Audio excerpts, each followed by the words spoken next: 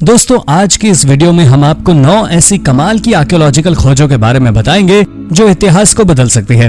तो चलिए शुरू करते हैं आज की इस वीडियो को। Number 9, red haired mummies in China.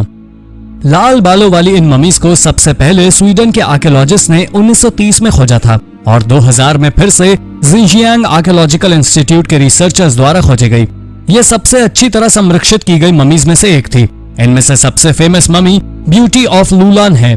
इसे 1980 में जमीन से लगभग 1 मीटर अंदर दफन पाया गया था। मिट्टी में मौजूद सॉल्ट्स की वजह से ये इतनी अच्छी तरह संरक्षित थी। इसे ऊनी कपड़ों के साथ कई और गिफ्ट्स के साथ दफन किया गया था।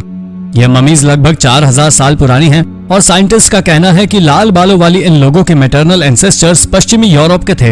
इस जगह पर रहने वाले लोग हमेशा से ही एक्सपर्ट्स के लिए मिस्ट्री बने हुए हैं।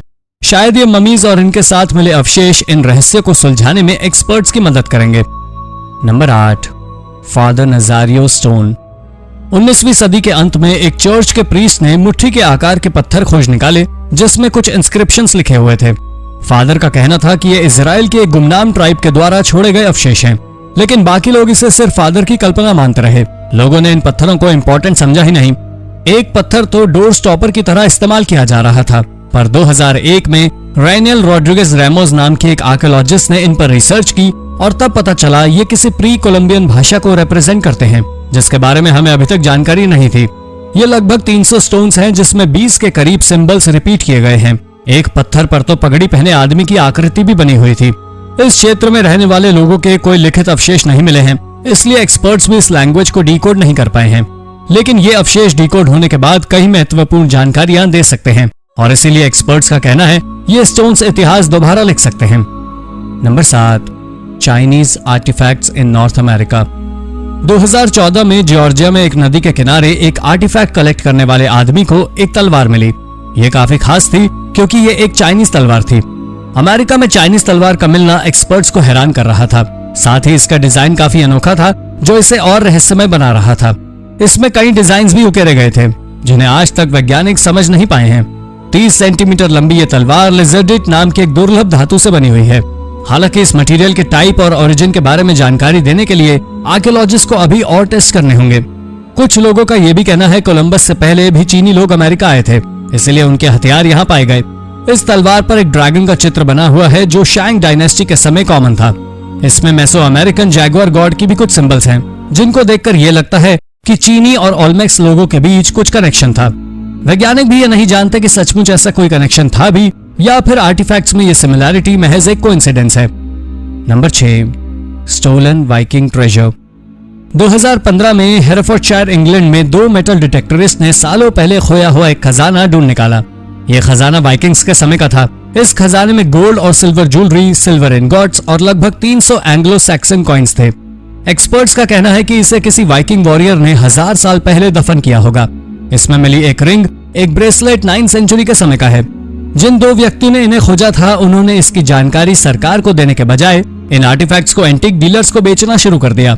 हालांकि कानून तोड़ने और आर्टिफैक्ट्स की स्मगलिंग के लिए इन्हें जेल में डाल दिया गया, लेकिन तब तक इनमें से अधिकतर आर्टिफैक्ट्स बेचे जा चुके थे और आज भी एक्सपर्ट्स बहुत कम आर्टिफैक्ट से रिकवर कर पाए हैं।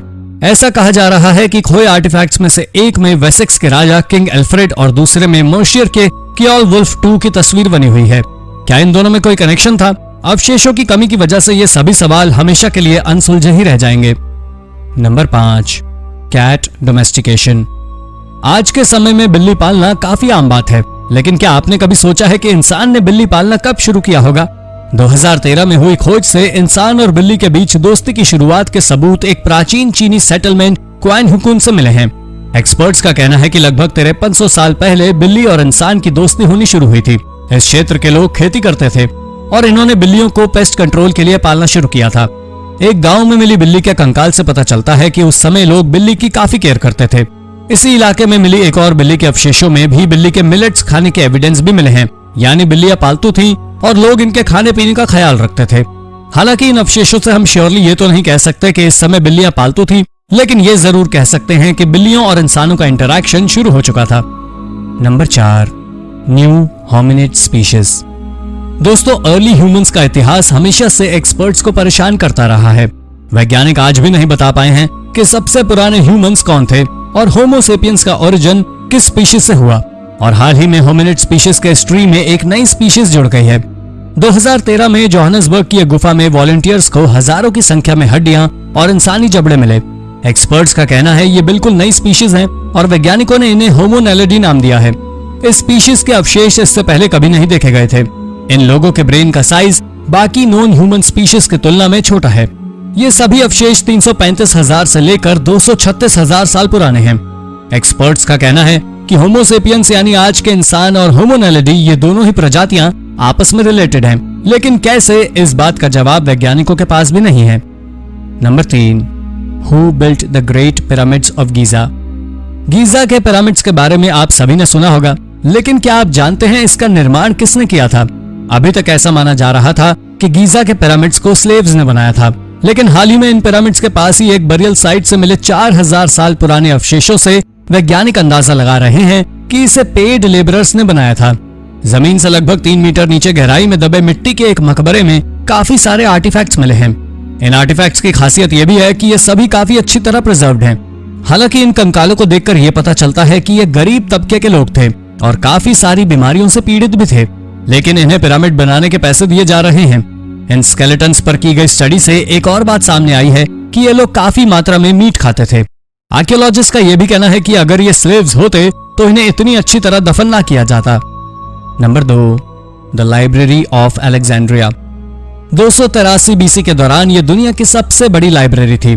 यहाँ 100 से भी ज्यादा स्कॉलर्स रहा करते थे। इसके साथ साथ यहाँ पर कई महान थिंकर्स जैसे होमर, प्लेटो आदि के द्वारा लिखी गई किताबें और डॉक्यूमेंट्स भी थे। एक बात जो आपको हैरान कर देगी कि भले ये काफी चर्चित लाइब्रेरी थी, लेकिन यहाँ आने वाले लोगों की उनकी फाइनेंशियल कंडीशन के आधार पर परमिशन नहीं मिलती थी, बल्कि ये सभी योग्य स्कॉलर्स के लिए थे, चाहे वो अमीर हो या गरीब। 40 एडी में जूलियस सीजर की सेना ने इसमें आग लगा दी।